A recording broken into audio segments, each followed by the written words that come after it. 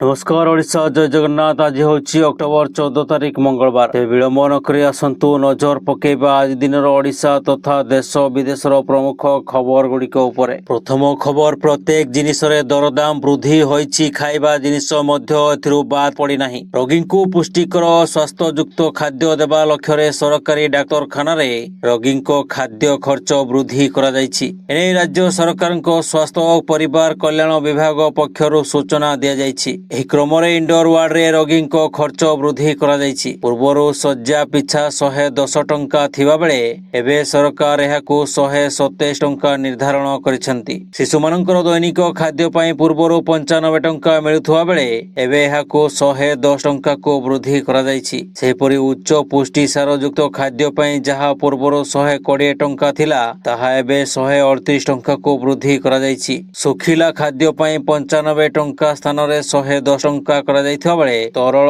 ଖାଦ୍ୟ ପାଇଁ 110 ଟଙ୍କା ପରିବର୍ତ୍ତେ 127 ଟଙ୍କା କରାଯାଇଛି। ଦର୍ଶକ ବନ୍ଧୁ, ଚ୍ୟାନେଲଟିକୁ ଯଦି ଏବେ ଯାଏ ସବସ୍କ୍ରାଇବ କରିନାହାନ୍ତି ତେବେ ସବସ୍କ୍ରାଇବ କରି ପାଖରେ ଥିବା ଅଲ୍ ବେଲ୍ ନୋଟିଫିକେସନ ଆଇକନଟିକୁ ଦବାଇ ଦିଅନ୍ତୁ, ଯାହାଫଳରେ ପ୍ରତ୍ୟେକ ଦିନ ସର୍ବପ୍ରଥମେ ଆପଣ ତାଜା ଖବରଗୁଡ଼ିକୁ ଜାଣିପାରିବେ। ଏବଂ ଭିଡ଼ିଓଟି ଆପଣ କେଉଁ ଜିଲ୍ଲାରୁ ଦେଖୁଛନ୍ତି କମେଣ୍ଟ ମାଧ୍ୟମରେ ଜଣାନ୍ତୁ। ପରବର୍ତ୍ତୀ ଖବର, ଦକ୍ଷିଣ ପଶ୍ଚିମ ମୌସୁମୀ ବାୟୁ ଓଡ଼ିଶାରୁ ପ୍ରତ୍ୟାବର୍ତ୍ତନ କରିବା ନେଇ ପାଗ ଅନୁକୂଳ ରହିଛି। ଏବେ ମୌସୁମୀ ବାୟୁର ପ୍ରତ୍ୟାହାର ରେଖା ବାରାଣସୀ, ଜବଲପୁର, ଆକୋଲା, ଅହଲ୍ୟାନଗର, ଆଲିବାଗ ଦେଇ ଗତି କରୁଛି। ଏହାରି ମଧ୍ୟରେ ଓଡ଼ିଶା ସମେତ ପଶ୍ଚିମବଙ୍ଗ, ସିକିମ, ତେଲେଙ୍ଗାନାର କିଛି ଅଞ୍ଚଳ, ମହାରାଷ୍ଟ୍ର, ମଧ୍ୟପ୍ରଦେଶ, ଉତ୍ତରପ୍ରଦେଶ ଏବଂ ବିହାର ଅବଶିଷ୍ଟାଂଶ ଅଞ୍ଚଳ, ଝାଡ଼ଖଣ୍ଡ ଓ ଛତିଶଗଡ଼ରୁ ସମ୍ପୂର୍ଣ୍ଣ ଭାବେ ପ୍ରତ୍ୟାବର୍ତ୍ତନ କରିବ। ପରବର୍ତ୍ତୀ 2ରୁ 3 ଦିନ ମଧ୍ୟରେ ଉତ୍ତର ପୂର୍ବ ଭାରତରୁ ମୌସୁମୀ ପ୍ରତ୍ୟାବର୍ତ୍ତନ ପାଇଁ ପାଗ ଅନୁକୂଳ ରହିଥିବା ଆଞ୍ଚଳିକ ପାଣିପାଗ ବିଜ୍ଞାନ କେନ୍ଦ୍ର ପକ୍ଷରୁ ସୂଚନା ଦିଆଯାଇଛି। ଆସନ୍ତା 6ରୁ 7 ଦିନ ମଧ୍ୟରେ ସର୍ବନିମ୍ନ ତାପମାତ୍ରାରେ ବଡ଼ ପରିବର୍ତ୍ତନ ହେବ ନାହିଁ। 15 ତାରିଖ ପର୍ଯ୍ୟନ୍ତ ଦକ୍ଷିଣ ଓଡ଼ିଶାର ବିଭିନ୍ନ ଜିଲ୍ଲାରେ ବିଜୁଳି ଘଡ଼ଘଡ଼ି ସହ ଘଣ୍ଟା ପ୍ରତି 30ରୁ 40 କିଲୋମିଟର ବେଗରେ ପବନ ବହିବ। ପରେ ତାପମାତ୍ରାରେ ହ୍ରାସ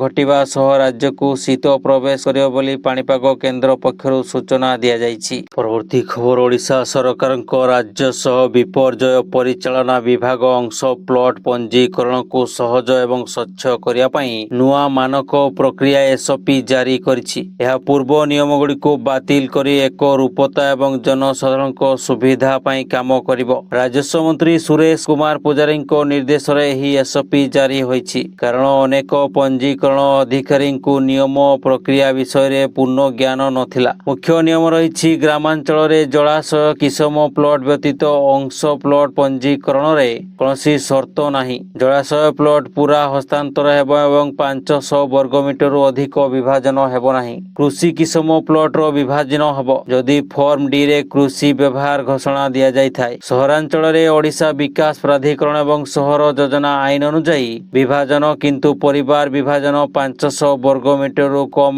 ସହ ମାଲିକ ବିଭାଜନର ଛାଡ଼ ରହିଛି। ଓଡ଼ିଶା ବିକାଶ ପ୍ରାଧିକରଣ ଏବଂ ସହର ଯୋଜନା ଆଇନ ଅନୁଯାୟୀ ହେବ ବିଭାଜନ, କିନ୍ତୁ ପରିବାର ବିଭାଜନ 500 ବର୍ଗମିଟରରୁ କମ ସହ ମାଲିକଙ୍କ ବିଭାଜନରେ ଛାଡ଼ ରହିଛି। ପୂର୍ବ ଛୋଟ ପ୍ଲଟ 2025 ଓଡ଼ିଶା ବିକାଶ ନିୟମ ପୂର୍ବରୁ 500 ବର୍ଗମିଟରରୁ କମ୍ ପ୍ଲଟ ବିଭାଜନ ଅନୁମୋଦିତ। ପଞ୍ଜୀକରଣ ଅଧିକାରୀମାନେ ମାନଚିତ୍ର, ସୀମା ଓ ଘୋଷଣା ଯାଞ୍ଚ କରି ନିୟମ ପାଳନ କରିବେ। ଏହି SOP ତୁରନ୍ତ ଲାଗୁ ହୋଇଛି। ପରବର୍ତ୍ତୀ ଖବର, ପାର୍ବଣ ଋତୁକୁ ଆଖି ଆଗରେ ରଖି କେନ୍ଦ୍ର ସରକାର ତାଙ୍କ କର୍ମଚାରୀମାନଙ୍କୁ ଦୀପାବଳି ବୋନସ ଦେଇଛନ୍ତି। ଭାରତ ସରକାର କର୍ମଚାରୀମାନଙ୍କ ପାଇଁ ବୋନସ ଏବଂ ମହଙ୍ଗା ଭତ୍ତା DA ବୃଦ୍ଧି ଘୋଷଣା କରିଛନ୍ତି। ଏହାର ଅର୍ଥ ହେଉଛି ଦୀପାବଳି ପୂର୍ବ ଅପେକ୍ଷା ଅଧିକ ଆଲୋକରେ ପରିପୂର୍ଣ୍ଣ ହେବ। କେନ୍ଦ୍ର ସରକାର DA ରେ 3% ବୃଦ୍ଧି କରିଛନ୍ତି। ଏହାର ଅର୍ଥ ହେଉଛି କର୍ମଚାରୀମାନଙ୍କ ପାଇଁ DA ଏବେ 55%ରୁ 58%କୁ ବୃଦ୍ଧି ପାଇଛି। ଏହି DA ବୃଦ୍ଧି 1 ଜୁଲାଇ 2025 ଠାରୁ ବୈଧ ହେବ। ଏହାର ଅର୍ଥ ହେଉଛି ପୂର୍ବ 3 ମାସର DA ଅକ୍ଟୋବର ଦରମାରେ ବକେୟା ଭାବରେ ଯୋଡ଼ାଯିବ। ଏହା ଫଳରେ ଏହି ପର୍ବ ମାସରେ କର୍ମଚାରୀମାନଙ୍କ ପାଇଁ ଅଧିକ ଦରମା ମିଳିବ। କେନ୍ଦ୍ର ସରକାର ବର୍ଷକୁ 2 ଥର DA ବୃଦ୍ଧି କରନ୍ତି। 2% DA ବୃଦ୍ଧି ଚଳିତ ବର୍ଷ ମାର୍ଚ୍ଚରେ ଘୋଷଣା କରାଯାଇଥିଲା। କେନ୍ଦ୍ର ସରକାର ଗ୍ରୁପ C ଏବଂ ଅଣ ଗେଜେଟେଡ୍ ଗ୍ରୁପ B କର୍ମଚାରୀମାନଙ୍କୁ ଦୀପାବଳି ବୋନସ ଭାବରେ 30 ଦିନର ଦରମା ପ୍ରଦାନ କରିବେ। ଏହି ବୋନସ ସେମାନଙ୍କର ଅକ୍ଟୋବର ଦରମା ସହିତ ପ୍ରଦାନ କରାଯିବ। ସରକାର କହିଛନ୍ତି ଯେ କର୍ମଚାରୀଙ୍କ ଭଲ କାମ ଏବଂ ପର୍ବ ଋତୁକୁ ସ୍ୱୀକୃତି ଦେବା ପାଇଁ ଏହି ବୋନସ୍ ଘୋଷଣା କରାଯାଇଛି। କେନ୍ଦ୍ର ସରକାର ରେଳ କର୍ମଚାରୀମାନଙ୍କୁ 78 ଦିନର ଦରମା ସହିତ ସମତୁଲ୍ୟ ଉତ୍ପାଦନ ଲିଙ୍କ୍ଡ ବୋନସ୍ ELB ପ୍ରଦାନ କରିଛନ୍ତି। ସରକାର ସେପ୍ଟେମ୍ବର 29 ତାରିଖରେ ଏହା ଘୋଷଣା କରିଥିଲେ ଏବଂ ଦଶହରା ପୂର୍ବରୁ ଏହି ପରିମାଣ ବଣ୍ଟନ କରାଯାଇଥିଲା। ଏହା ରେଳ କର୍ମଚାରୀମାନଙ୍କୁ ସର୍ବାଧିକ 17,951 ବୋନସ୍ ପ୍ରଦାନ କରିଛି। ପରବର୍ତ୍ତୀ ଖବର, ଚଳିତ ବର୍ଷ ଥରହର କରିବ ହାଡ଼ଭଙ୍ଗା ଶୀତ। କହଲା ପବନ ଜାଡ଼କୁ ଆହୁରି ବଳ ଦେବ। ଆଗୁଆ ଶୀତ ଆସିବା ଭିତରେ ପାଣିପାଗ ବିଶେଷଜ୍ଞଙ୍କ ଆକଳନ ଭୟଙ୍କର ଶୀତର ଆଭାସ ଦେଇଛି। ଶୀତ ଏଥର ତାର ପ୍ରକୋପ ଦେଖାଇବ, ଥରାଇବ, ଜଡ଼ସଡ଼ କରିବ, ଯାହାର ସଂକେତ ଏବେଠୁ ମିଳିଲାଣି। ପୂର୍ବ ଅପେକ୍ଷା ଏଥର ଆଗୁଆ ମାଡ଼ି ଆସୁଛି ଶୀତ। ରାଜଧାନୀ ଦିଲ୍ଲୀ ଏବଂ ଉତ୍ତରପ୍ରଦେଶ ସମେତ ଉତ୍ତର ଭାରତର ବିଭିନ୍ନ ଅଞ୍ଚଳକୁ ଏବେ ସ୍ପର୍ଶ କରିଛି ଶୀତ। ସାଧାରଣତଃ ଦୀପାବଳି ପରେ ଦିଲ୍ଲୀକୁ ଶୀତ ଆସୁଥିବା ବେଳେ ଏ ବର୍ଷ ଏହାର ବହୁ ପୂର୍ବରୁ ଅଚାନକ ତାପମାତ୍ରା ଖସିଛି। ପରବର୍ତ୍ତୀ ଖବର, ଧର୍ମ ମାସ କାର୍ତ୍ତିକ ଆରମ୍ଭରୁ ହିଁ ପରିବା ଦରରେ ନିଆଁ ଲାଗିଛି। ସେୟାର ମାର୍କେଟ ଭଳି ମାସ ଆରମ୍ଭରୁ ସହରରେ ପରିବା ଦର ପ୍ରତିଦିନ ବଢ଼ି ବଢ଼ି ଚାଲିଛି। ଗୋଟିଏ ପଟେ ଆମିଷ ଘରେ ପଶୁନଥିବା ବେଳେ ସବୁଜ ପନିପରିବା ଦର ବୃଦ୍ଧି ଖାଉଟିକୁ କନ୍ଦାଉଛି। ପରିବା ଦର ବୃଦ୍ଧିର ପ୍ରଭାବ ସିଧାସଳଖ ଲୋକଙ୍କ ହାଣ୍ଡିଶାଳ ଉପରେ ପଡ଼ିଛି।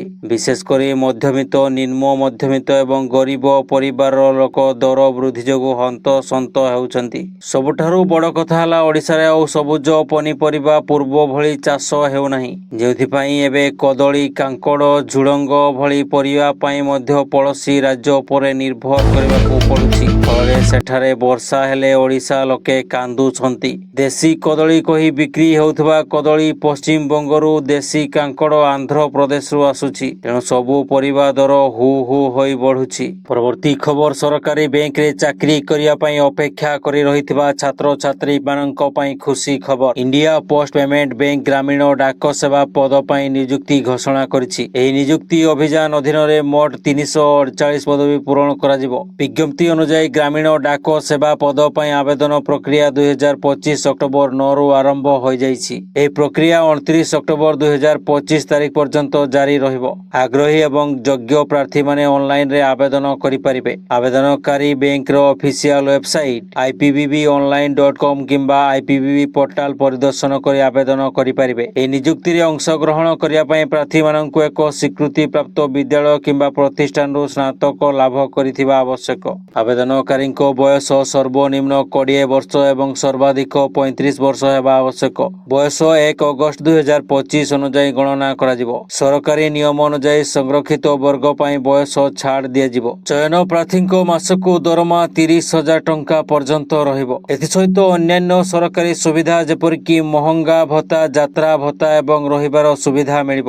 ସମସ୍ତ ବର୍ଗର ପ୍ରାର୍ଥୀଙ୍କ ପାଇଁ ଆବେଦନ ଫି 750 ଟଙ୍କା ରହିଛି, ଯାହା ଅନଲାଇନ ମାଧ୍ୟମରେ ପୈଠ ହେବ। ପରବର୍ତ୍ତୀ ଖବର, ପୋଷ୍ଟ ଅଫିସ ଏହାର ଗ୍ରାହକମାନଙ୍କୁ ସଞ୍ଚୟ ଖାତାରେ ଉତ୍କୃଷ୍ଟ ରିଟର୍ଣ୍ଣ ପ୍ରଦାନ କରୁଛି। ପୋଷ୍ଟ ଅଫିସରେ RD, TD, MIS, PPF ଏବଂ କିଷାନ ବିକାଶ ପତ୍ର ସମେତ ଅନେକ ପ୍ରକାର ଆକାଉଣ୍ଟ ଖୋଲାଯାଇ ପାରିବ। ଆପଣଙ୍କୁ ପୋଷ୍ଟ ଅଫିସର ମାସିକ ଆୟ ଯୋଜନାରେ କେବଳ ଥରେ ନିବେଶ କରିବାକୁ ପଡ଼ିବ, ଯାହାପରେ ଆପଣଙ୍କୁ ପ୍ରତି ମାସରେ ଏକ ସ୍ଥିର ସୁଧ ପ୍ରଦାନ କରାଯିବ। ଏହି ଯୋଜନା ଅଧୀନରେ ଅର୍ଜିତ ସୁଧ ସିଧାସଳଖ ଆପଣଙ୍କ ବ୍ୟାଙ୍କ ଆକାଉଣ୍ଟକୁ ସ୍ଥାନାନ୍ତରିତ ହୁଏ। ଯଦି ଆପଣ ଏବଂ ଆପଣଙ୍କ ସ୍ତ୍ରୀ ପୋଷ୍ଟ ଅଫିସ MIS ଯୋଜନାରେ 10 ଲକ୍ଷ ଜମା କରନ୍ତି, ତେବେ ଆପଣ ପ୍ରତି ମାସରେ 6,167 ଟଙ୍କାର ସ୍ଥିର ସୁଧ ପାଇପାରିବେ। ପୋଷ୍ଟ ଅଫିସ MIS ଯୋଜନା 5 ବର୍ଷ ମଧ୍ୟରେ ପରିପକ୍ୱ ହୁଏ। ପରିପକ୍ୱତା ପରେ ଆପଣଙ୍କର ସମସ୍ତ ନିବେଶ ପାଣ୍ଠି ଆପଣଙ୍କ ଆକାଉଣ୍ଟକୁ ସ୍ଥାନାନ୍ତରିତ କରାଯାଇଥାଏ। ଏହା ମନେ ରଖିବା ଗୁରୁତ୍ୱପୂର୍ଣ୍ଣ ଯେ MIS ଆକାଉଣ୍ଟ ଖୋଲିବା ପାଇଁ ଆପଣଙ୍କ ଏକ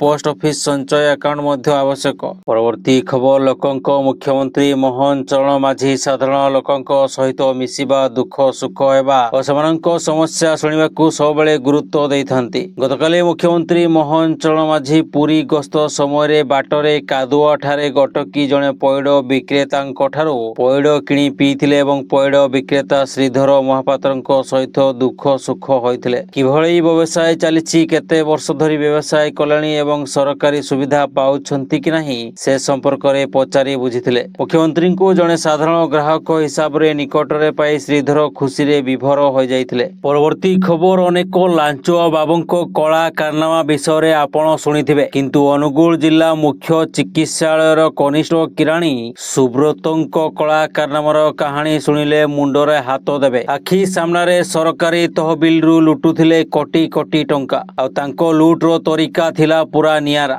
ଗୋଟେ ମାସ ଦରମା ଅନିୟମିତତାର ଯାଞ୍ଚ। ଆଉ ଖୋଲିଛି ଅନୁଗୁଳ ଜିଲ୍ଲା ମୁଖ୍ୟ ଚିକିତ୍ସାଳୟ କନିଷ୍ଠ କିରାଣୀ ସୁବ୍ରତ ବେହେରାଙ୍କ ଅର୍ଥ ହେରଫେରର ସବୁ ଗୁମର। ଚାକିରିର ମାତ୍ର କେଇଟା ବର୍ଷ ଭିତରେ ସରକାରୀ ରାଜକୋଷରୁ କିରତକର୍ମା ସୁବ୍ରତ ଲୁଟିଛନ୍ତି କୋଟି କୋଟି ଟଙ୍କା। ଆକାଉଣ୍ଟକୁ ଦରମା ବାଦ ଯାଇଛି ଅତିରିକ୍ତ 2,38,00,000 ଟଙ୍କା। କେଳେଙ୍କାରୀ ସାମ୍ନାକୁ ଆସିବା ପରେ ଖୋଳତାଡ଼ କରୁଛି ଅଡିଟ୍ ଟିମ୍।